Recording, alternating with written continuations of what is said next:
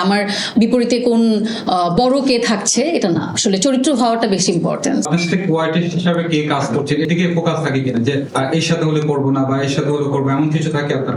একদম না, মানে আমার এরকম থাকলে তাহলে এই প্রজেক্ট হয়তো বা আপনারা আজকে খুব নাম করা কাউকে দেখতে পেতেন।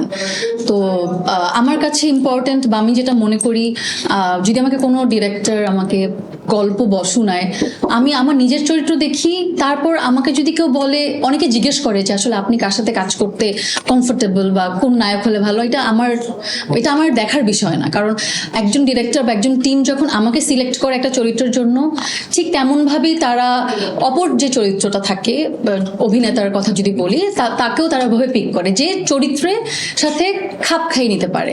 তো ওইটা আমার বিশ্বাস যে একটা ভালো টিম, একজন ভালো ডিরেক্টর, তিনি জানে তার এই চরিত্র কোন নায়ক বা কোন নায়িকা বা কোন অভিনেত্রী প্লে করবে।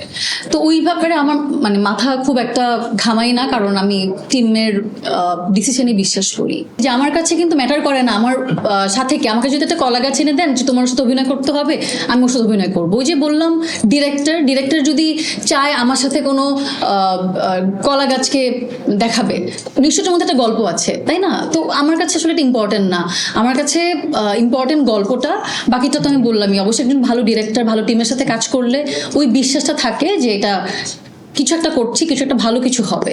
তো আমার কাছে আসলে খুব একটা ইম্পর্টেন্ট এটা মনে হয় না যে আমার বিপরীতে কোন বড় কে থাকছে এটা না, আসলে চরিত্র হওয়াটা বেশি ইম্পর্টেন্ট।